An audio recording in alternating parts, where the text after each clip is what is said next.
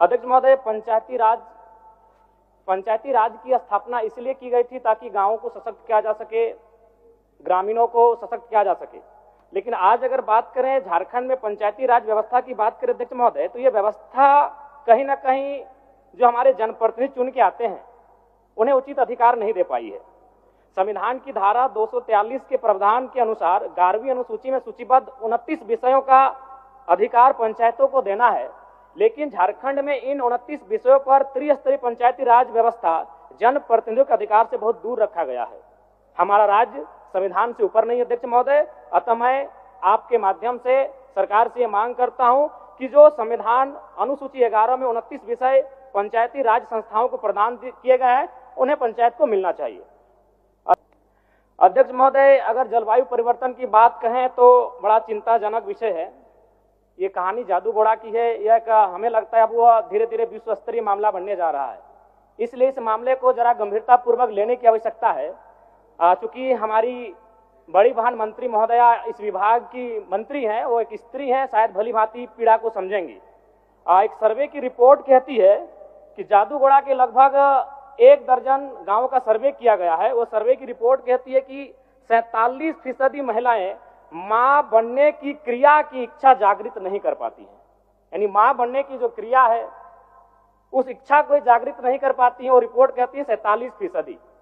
30% जो महिलाएं हैं अध्यक्ष महोदय, उनमें गर्भपात हो जाता है। कारण क्या है ये सबको मालूम है, यूरेनियम का खनन और उसके रेडिएशन से जो प्रभाव पड़ता है, कहीं ना कहीं जादू घोड़ा के जो जीवन है उसे अस्त व्यस्त करके रखा गया अध्यक्ष महोदय। और अध्यक्ष महोदय, ये थोड़ा सा अब शर्म कीजिए या हंसिए या अपने दुर्भाग्य को कोसिए, एक बड़ा विचित्र विषय सामने आता है अध्यक्ष महोदय।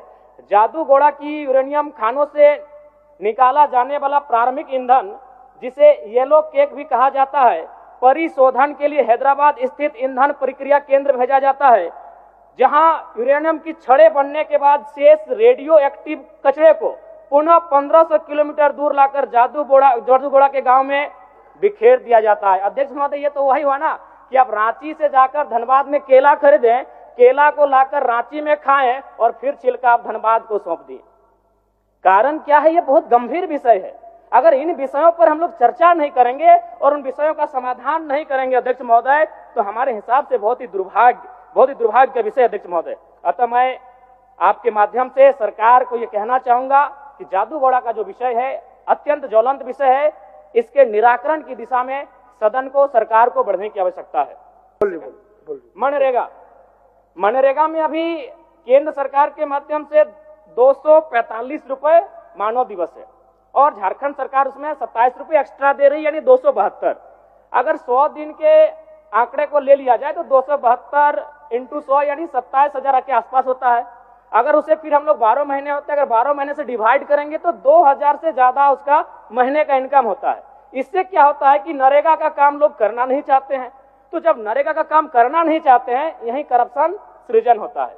क्या करते हैं? वह जेसीबी के माध्यम से काम कराते हैं, फर्जी तरीके से लेबर का रजिस्ट्रेशन करते हैं और यहीं से एक लूप होल मिल जाता है जिनको करप्शन करना होता है। इसलिए मैं ये मांग करूंगा कि जो मनरेगा का विषय है और मजदूरों का जो न्यूनतम दर है उसे कम से कम एक अकुशल मजदूर का आज के डेट में लगभग 400 से ज्यादा उनका दर है अध्यक्ष महोदय। तो अगर उस दिशा में अगर मनरेगा की योजना को लेकर हम आगे बढ़ेंगे तो शायद मजदूरों के साथ एक न्याय हो पाएगा। धन्यवाद अध्यक्ष महोदय।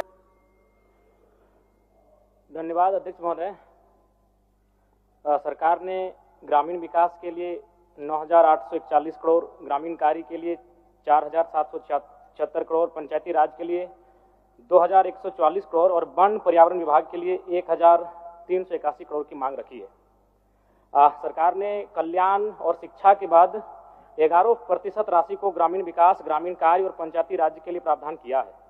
इस राशि को सरकार अगर खर्च कर पाए तो बहुत बड़ी उपलब्धि होगी अध्यक्ष महोदय। लेकिन विगत वर्ष 13,657 करोड़ की राशि ली गई थी, परंतु खर्च मात्र लगभग 10,176 करोड़ की राशि को खर्च कर पाए थे। यानी कि 3,481 करोड़ की राशि का खर्च नहीं हो पाना दुर्भाग्य अध्यक्ष महोदय। जबकि ये ग्रामीण व्यवस्था की बात है, पंचायती राज की व्यवस्था है। ग्रामीण यानी गांव, और गांव तभी सशक्त होंगे जब उनका जो हिस्से की राशि है वह 100% खर्च हो पाए। बीते वर्ष देश की प्रति व्यक्ति आय 2,28,000 रुपए थी अध्यक्ष महोदय। गोवा में सर्वाधिक 4,61,000 रुपए, वहीं हमारे झारखंड में मात्र 68,612 रुपए थी, जो कि चिंताजनक है। अध्यक्ष महोदय, भारत की आत्मा गांव बस्ती है। ग्रामीण विकास को मापने के लिए प्रति व्यक्ति आय एक अच्छा पैमाना है।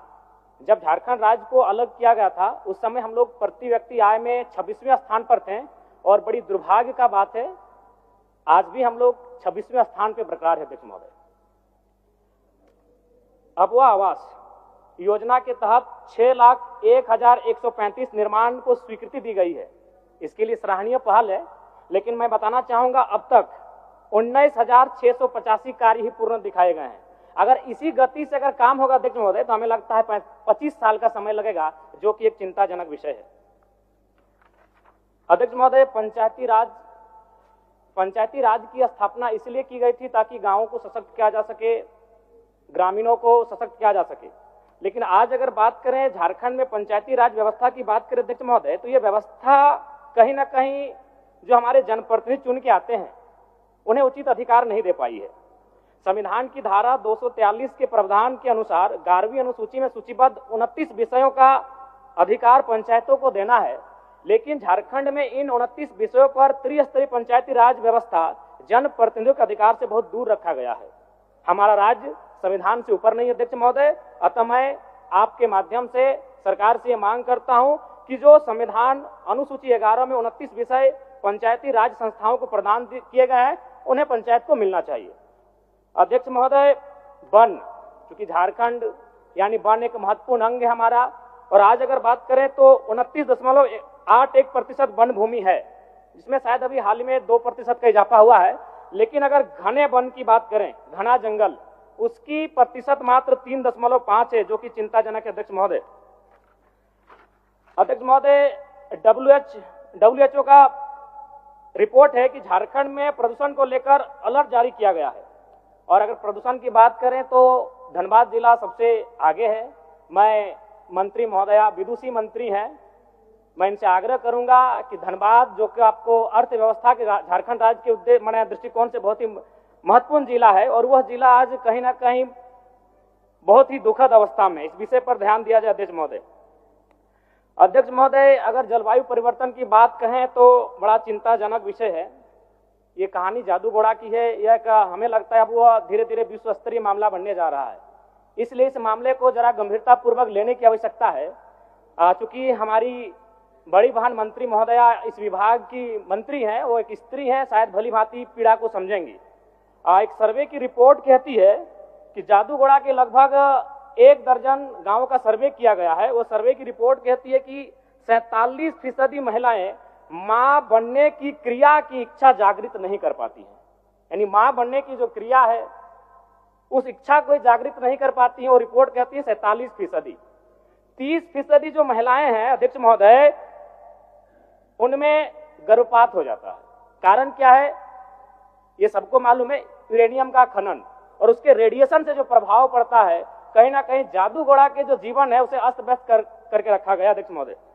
और अध्यक्ष महोदय, ये थोड़ा सा अब शर्म कीजिए या हंसिए या अपने दुर्भाग्य को कोसिए, एक बड़ा विचित्र विषय सामने आता है अध्यक्ष महोदय।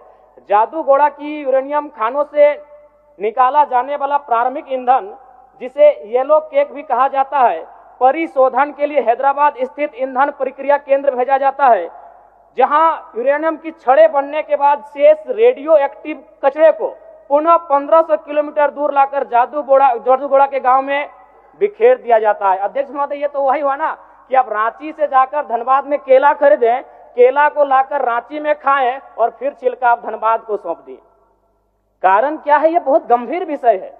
अगर इन विषयों पर हम लोग चर्चा नहीं करेंगे और उन विषयों का समाधान नहीं करेंगे अध्यक्ष महोदय, तो हमारे हिसाब से बहुत ही दुर्भाग्य का विषय अध्यक्ष महोदय। अतः मैं आपके माध्यम से सरकार को ये कहना चाहूंगा कि जादूगोड़ा का जो विषय है अत्यंत ज्वलंत विषय है, इसके निराकरण की दिशा में सदन को, सरकार को बढ़ने की आवश्यकता है। मनरेगा, क्योंकि एक माननीय सदस्य एक और मौका मिलेगा, और मौका 30 सेकंड मनरेगा बोल दिए, 30 सेकंड दे दीजिए ना। मनरेगा में अभी केंद्र सरकार के माध्यम से 245 रुपए मानव दिवस है और झारखंड सरकार उसमें 27 रुपये एक्स्ट्रा दे रही है, यानी 272। अगर 100 दिन के आंकड़े को ले लिया जाए तो 272 इंटू 100 यानी 27,000 के आसपास होता है। अगर उसे फिर हम लोग 12 महीने होते हैं, अगर 12 महीने से डिवाइड करेंगे तो 2,000 से ज्यादा उसका महीने का इनकम होता है। इससे क्या होता है कि नरेगा का काम लोग करना नहीं चाहते हैं, तो जब नरेगा का काम करना नहीं चाहते हैं, यही करप्शन सृजन होता है। क्या करते हैं, वह जेसीबी के माध्यम से काम कराते हैं, फर्जी तरीके से लेबर का रजिस्ट्रेशन करते हैं और यहीं से एक लूप होल मिल जाता है जिनको करप्शन करना होता है। इसलिए मैं ये मांग करूंगा कि जो मनरेगा का विषय है और मजदूरों का जो न्यूनतम दर है उसे कम से कम एक अकुशल मजदूर का आज के डेट में लगभग 400 से ज्यादा उनका दर है अध्यक्ष महोदय। तो अगर उस दिशा में अगर मनरेगा की योजना को लेकर हम आगे बढ़ेंगे तो शायद मजदूरों के साथ एक न्याय हो पाएगा। धन्यवाद अध्यक्ष महोदय।